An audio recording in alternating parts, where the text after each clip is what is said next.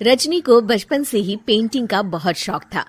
वो हमेशा से ही पेंटर बनना चाहती थी, पर उसके माँ और पिताजी ने उसको कभी भी इस चीज के लिए सपोर्ट नहीं किया और उसकी शादी नीरव से हो गई। नीरव रजनी को बहुत प्यार करता था, पर रजनी हमेशा चुपचाप ही रहती। वो इस शादी से खुश नहीं थी। वो ये शादी नहीं करना चाहती थी। उसे तो हमेशा से पेंटर जो बनना था। अपने इस सपने को वो नहीं पूरा कर पाई, इसलिए वो हमेशा उदास रहती थी। रजनी, बहुत ही बढ़िया फिल्म लगी है, कल देखने चले? नहीं जी, कल मुझे बहुत काम है, मैं नहीं जा पाऊंगी। अच्छा तो कोई बात नहीं, संडे को चलते हैं। देखिए, मुझे फिल्म देखना पसंद नहीं है। आपको जाना है तो चले जाइए। नीरव को मना करके रजनी वहां से चली जाती है और अपने बैग को खोलकर उसमें बंद पड़े ब्रश और कलर्स को देखकर रोने लगती है। रजनी, चलो ना कहीं बाहर खाने चलते हैं, कुछ तुम्हारी पसंद का। जी, मुझे नहीं जाना, मेरी तबीयत ठीक नहीं है। रजनी वहां से चली जाती है। नीरव को समझ नहीं आता कि रजनी उससे इतना दूर क्यों रहती है। वो जब भी उसके साथ वक्त बिताना चाहता है, रजनी कोई ना कोई बहाना बना देती है। एक दिन घर पर कोई नहीं था। रजनी घर का सारा काम जल्दी से खत्म कर लेती है। घर पर अकेले होने के कारण वो सोचती है कि वो आज पेंटिंग करेगी। वो अपने कमरे में जाकर पेंट ब्रशेस और कलर्स निकालकर जैसे ही कलर मिक्स कर रही होती है कि दरवाजे पर बेल बज जाती है। अब कौन आ गया इस वक्त? इतनी मुश्किल से तो मुझे पेंट करने का मौका मिला है। रजनी दरवाजा खोलती है तो उसकी सास अपनी सहेलियों के साथ खड़ी होती है और सब घर के अंदर आ जाते हैं। अरे बहू, सबको शरबत बनाकर पिला दे, बाहर तो बड़ी गर्मी है। उफ। जी। रजनी पेंट ना कर पाने से उदास हो जाती है।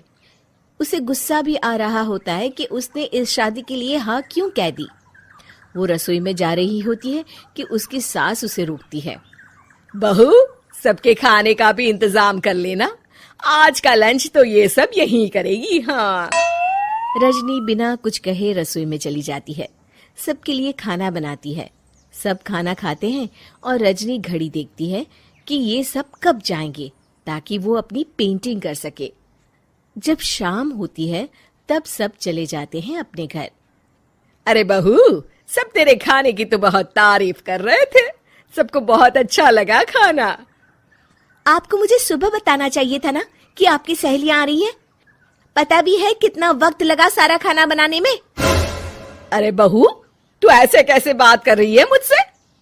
तो और कैसे बात करूं? मैं इस घर की कोई नौकरानी नहीं हूं कि इतना काम करूंगी। रजनी अपने कमरे में जाकर दरवाजा बंद कर लेती है। शाम को जब नीरव आता है तो उसकी माँ उसे पूरी घटना के बारे में बताती है। क्या रजनी ने आपसे इस तरह बात की माँ? हाँ, और पता नहीं उसे क्या हो गया है, शाम से बाहर भी नहीं आई है।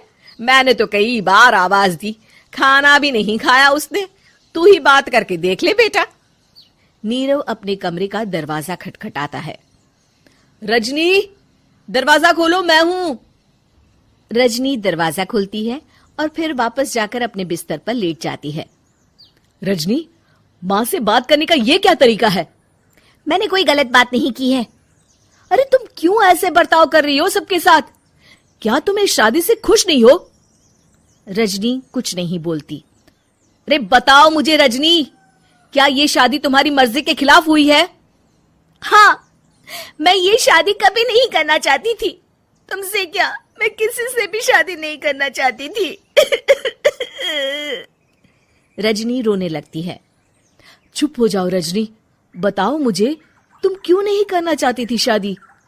रजनी बेड के नीचे से अपने पेंटिंग्स, कलर्स, ब्रश, पेपर्स निकालती है। इतने में उसकी सास भी कमरे में आ जाती है। ये देख रहे हो, ये थे मेरे सपने। मैं पेंटर बनना चाहती थी, पर माँ पापा ने कभी सपोर्ट नहीं किया और मेरी शादी करवा दी। मेरे सारे सपने टूट गए। हर वक्त बस गुस्सा आता रहता है मुझे। मैं जानती हूँ कि आप लोगों की इसमें कोई गलती नहीं है, पर मैं क्या करूं, मुझे समझ में नहीं आता।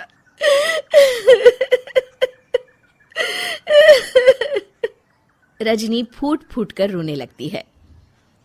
मुझे माफ कर दीजिए, आप दोनों के साथ मैं बहुत बुरा बर्ताव कर रही हूँ। अरे रजनी बेटा चुप हो जाओ तुम। नीरव पानी लेकर आता है।